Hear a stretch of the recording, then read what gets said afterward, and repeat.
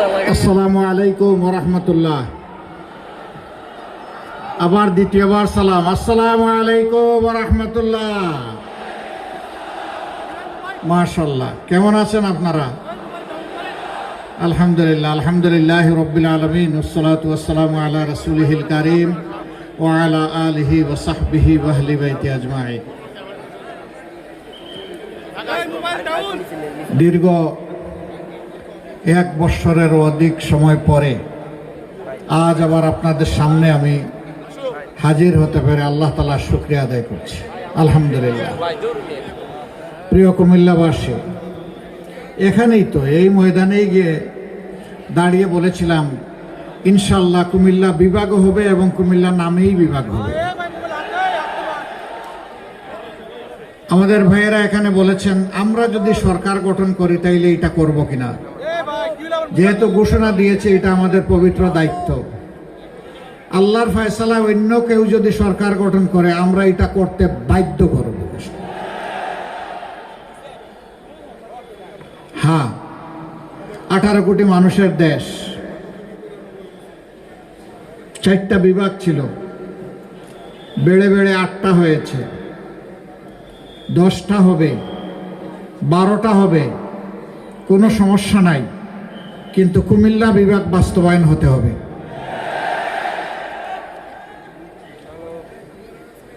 দুই নম্বর বিমানবন্দরের কথা বলা হয়েছে। এখানে একটা ইপিজেড আছে।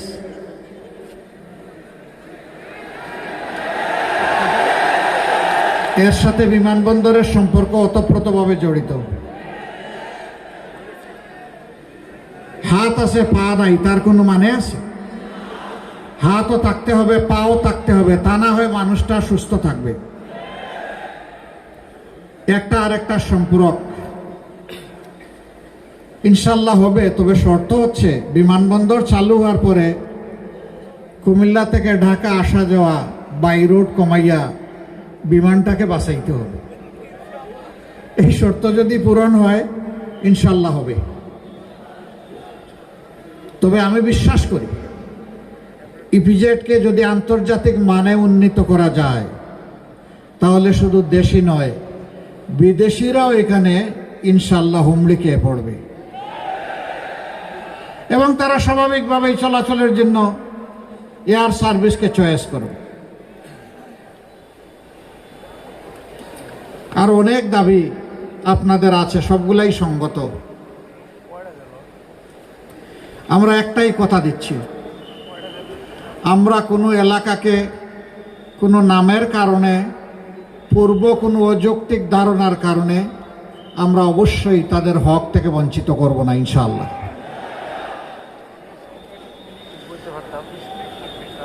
আগে যারা সরকার চালিয়েছেন তাদের অনেক দুঃখ বেদনা ছিল। কার বিরুদ্ধে? ভাই বলছেন কুমিল্লার বিরুদ্ধে। ছিল না কার বিরুদ্ধে একটু বলতে পারবেন আমাকে? একটা পরিবার, একটা গোষ্ঠী, একটা দলের কিছু মানুষ ছাড়া সারা দেশের জাতির বিরুদ্ধে তারা প্রতিশোধ গ্রহণ করেছে। আমরা ওই প্রতিশোধের রাজনীতিতে নাই। যে প্রতিশোধের রাজনীতি আমাকে কষ্ট দিয়েছে, দেশবাসীকে কষ্ট দিয়েছে, ওই প্রতিশোধের রাজনীতিকে আমরা হারাম মনে করি। রাজনীতি রাজার নীতি নয়, রাজনীতি ইনশাআল্লাহ হবে নীতির রাজ। সুনীতি দিয়ে ইনশাআল্লাহ দেশ পরিচালিত হবে। বলবেন যে আশ্বস্ত হব কিভাবে? সবাই তো বলে, কিন্তু যেই যায় লঙ্কায় সেই হয় রাবণ। আপনারা যে কথা দিয়ে কথা রাখবেন তার প্রমাণ কি? প্রমাণ আছে। 15.5 বছর সমস্ত বিবেকবান বাংলাদেশি নাগরিক, বিশ্বের বিবেকবান মানুষ স্বীকার করতে বাধ্য হবেন এই সময়কালে পুরোটা সময় জুড়ে সবচাইতে মজলুম দলের নাম হচ্ছে বাংলাদেশ জামাত ইসলামী। আর কোন দলের সিরিয়ালি ক্রমিক ধরে 1 থেকে 11 সিনিয়র নেতাকে খুন করা হয় নাই। আর কোন দলের অফিস মাসের পর মাস, বৎসরের পর বৎসর তালাবদ্ধ করে রাখা হয় নাই। আর কোন দলের নিবন্ধন কেড়ে নেওয়া হয় নাই। আর কোনো দলের প্রতীককে হজম করার চেষ্টা করা হয় নাই, আর কোনো দলকে বেদিশা হয়ে শেষ পর্যন্ত নিষিদ্ধ ঘোষণা করা হয় নাই। আর কোনো দল বলতে পারবে না তাদের একজন নেতার বাড়িও বুলডোজার দিয়ে ভাঙ্গা হয়েছে। এটি একমাত্র জামাত ইসলামী। মাত্র 30% টাকায় জমির মালিক হয়ে নতুন বাংলাদেশের গড়ে তোলার স্বপ্ন দেখা বাংলা বসতি। গুম কমিশনের রিপোর্ট দেখেছেন। আমরা কথা কম বলি আর সবর বেশি করার চেষ্টা করি। এই রিপোর্টে উঠে এসেছে সবচেয়ে বেশি গুমের শিকার হয়েছে বাংলাদেশ জামাত ইসলামীর লোকেরা। এত কিছুর পর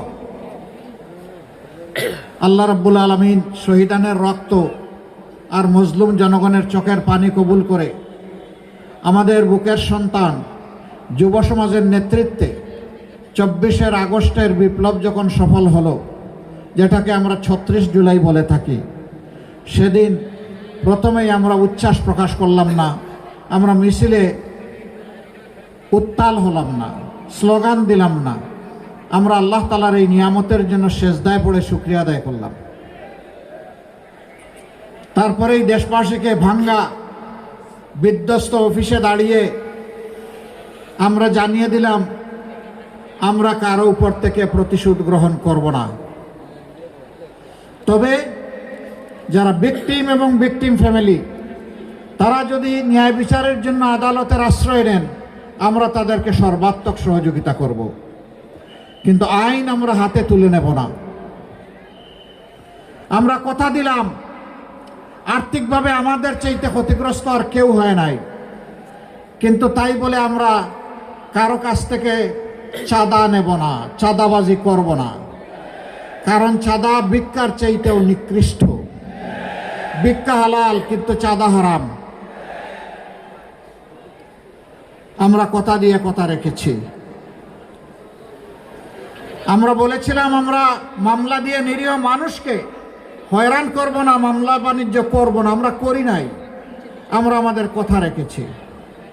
আপনারা শুনে অবাক হবেন, সারা দেশে হাজার হাজার লাখ লাখ মামলা আমরা চাইলে করতে পারতাম, খুবই অল্প সংখ্যক মামলা করেছি।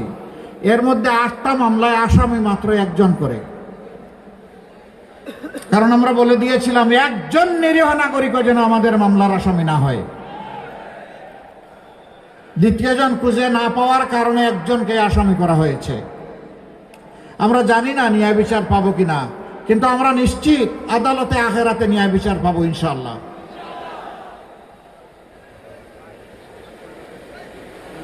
আমরা জুলাই পরবর্তী চাঁদাবাজি এবং লুটপাটের রাজনীতি আমরা করি নাই। আমরা কি করেছি? আমরা প্রত্যেকটা শহীদ পরিবারে গিয়ে হাজির হয়েছে, হাজির হয়ে বলেছি আজকে থেকে আমরাও আপনাদের পরিবারের সদস্য। আপনাদের সুখ আমাদের সুখ, আপনাদের দুঃখ আমাদেরও দুঃখ। আমরা সুখ দুঃখ ভাগাভাগি করব। কতগুলা পরিবার এতই নিরীহ নিরুপায়, নুন আনতে পান্তা ফুরায়, রিক্সা শ্রমিক, রিক্সা চালক, গার্মেন্টস শ্রমিক, দিনমজুর, তারা দুনিয়া থেকে বিদায় নিয়েছে ভাই আপনাদের জন্যে, আপনাদের অধিকার আদায় করার জন্যে, দেশবাসীকে মুক্তি দেওয়ার জন্যে, যাদের অবদানের কারণে আজকে এখানে দাঁড়াতে পেরেছি, কথা বলতে পারছি। তাদের পরিবারের কাছে যখন গিয়েছি, চোখের কোনায় পানি দেখি নাই, আমি রক্তের ফুঁটা দেখেছি। মায়ের চোখে, বাবার চোখে, ভাইয়ের চোখে, বোনের চোখে, স্ত্রীর চোখে, অপুর সন্তানের চোখে। কোন জায়গায় এতিম সন্তানের হাত ধরে তার চপলতার কারণে টেনে নিয়ে গেছে একটা দেয়ালের পাশে গিয়ে বলে এই আমার বাবা। তার মনের মতো করে বাবার ছবি এঁকেছে দেয়ালের মধ্যে। এরপরে আমাকে বলে দাদু আমার বাবা কি ফিরে আসবে? আহারে, এই অবুঝ এতিম শিশুর কাছে আমার কি জবাব ছিল? কোনো জবাব দিতে পারি নাই। গুমের শিকার মানুষগুলার কাছে যখন গিয়েছি, তাদের পরিবারের সদস্যদের কাছে, মা জিজ্ঞেস করেছে, বাবা স্বপ্নেও তো এখন আর ছেলেটাকে দেখি না, আমার ছেলেটার কি কোনো খবর আছে? যদি সে মারা গিয়ে থাকে তাহলে তোমরা কি তার কবরটা আমাকে দেখাই দিতে পারবা? আশা ছাড়ছি না তাকে ফিরে পাওয়ার। যদি খবর থাকে আমাকে দাও, যদি আমার ছেলেকে হত্যা করা হয় তার কবরটা দেখিয়ে দাও, অন্তত তার কবরের মাটি ছুঁয়ে একটু চুমু খাবো, নিজেকে সান্ত্বনা দেব। এই মায়ের জন্য আমাদের কি জবাব ছিল আপনারা চিন্তা করেন। দফায় দফায় মামলা দিয়ে মানুষকে নাজেহাল তছনছ করা হয়েছে। এই সব কিছুর পরে জুলাই এসেছিল আল্লাহর নিয়ামত হয়ে। উচিত ছিল মজলুম মানবতার আল্লাহর শুকরিয়া আদায় করা, নিজেকে বদলানো এবং জাতিকে বদলানো। আফসোস, কেউ বদলানোর আকাঙ্ক্ষা নিয়ে এগিয়ে গেল, আর কেউ আগের মতো আবার সেই ফেসিবাদী কায়দায় অপকর্ম শুরু করে দিল। অবশ্য কুমিল্লার মানুষ শিক্ষিত এবং ভালো, এখানে কেউ ছাদাবাটা নেয় না কারো কাছ থেকে।